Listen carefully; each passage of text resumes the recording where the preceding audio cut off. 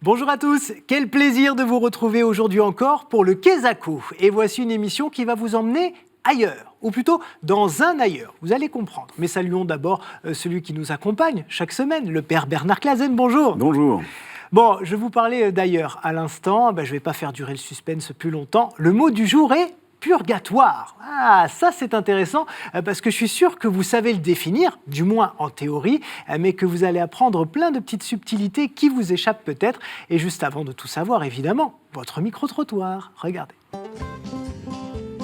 L'enfer, la torture, des aberrants, tu sais pas.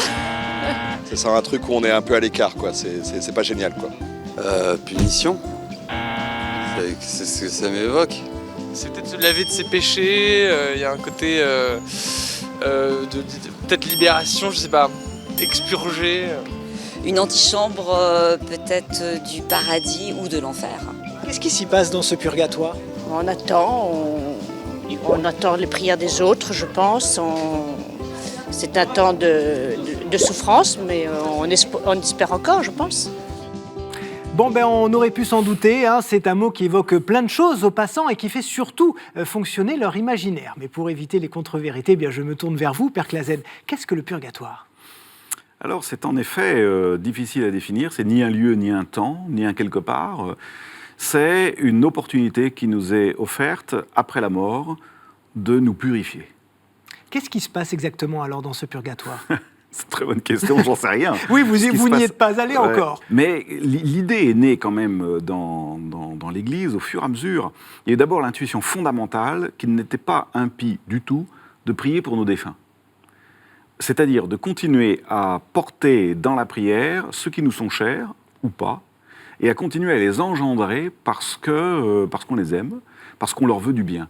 Même les morts. Donc voilà, c'est ça un peu le purgatoire. C'est-à-dire c'est une espèce d'aspiration à ce à quoi nous sommes destinés, Dieu, la plénitude de sa divinité. Il y en a pour qui ce sera douloureux de connaître la plénitude de la divinité, d'autres pour lesquels ce sera enfin l'accomplissement de leur existence. Plus on est raide, plus c'est dur. Les kinésithérapeutes vous le diront.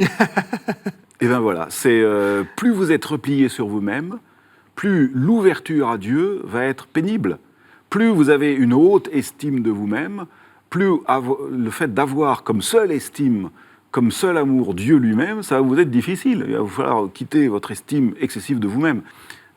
Par contre, il y a l'iconographie chrétienne qui a quand même beaucoup amplifié le phénomène souffrance, le purgatoire, c'était vraiment la purge, quoi.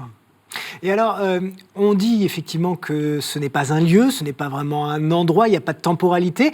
Pourtant, il y a eu des conciles qui ont institué le purgatoire officiellement. Donc on a eu envie quand même de mettre des mots sur cet endroit, sur cet ailleurs dont je parlais au début. Oui, c'est très intéressant, c'est au concile de Florence, c'était un concile extraordinaire en 1400 et des poussières, où il y avait un rapprochement entre Byzance et nous. Les Byzantins voulaient qu'on s'explique là-dessus. Parce qu'ils ont la même intuition que nous, mais pas les mêmes images. Ils ont la même intuition que nous, c'est-à-dire nous pouvons continuer à aimer les gens que nous avons connus, et cet amour que nous leur portons continue à les engendrer. Voilà. Donc ils avaient la même intuition que nous. Mais ils n'avaient pas ces histoires que nous, on a ajoutées au XIIe, XIIIe siècle, qui sont des imageries, avec des lieux, des choses pénibles, et ils voulaient éclaircir les choses. Donc au concile de Florence, on en a beaucoup parlé, parce qu'il y avait des questions, disons, pas d'hostilité du tout, des questions d'éclairage mutuel. Quel beau concile, le concile de Florence. On a failli faire l'union avec l'église de Byzance. Alors finalement, ce purgatoire est très positif parce que ça veut dire que toutes les âmes sont appelées à rencontrer Dieu et à être sauvées par Dieu.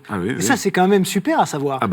Pour moi, prier pour les âmes du purgatoire, c'est pas du tout quelque chose de pénible, morbide, un lieu de souffrance. C'est au contraire continuer à aimer et continuer à croire que le fait d'aimer les gens les sauve.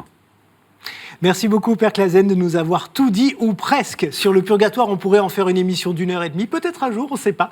Merci à vous de nous avoir accompagnés pour ce Kezako. On se retrouve la semaine prochaine pour découvrir le mot requiem. À très vite, ciao.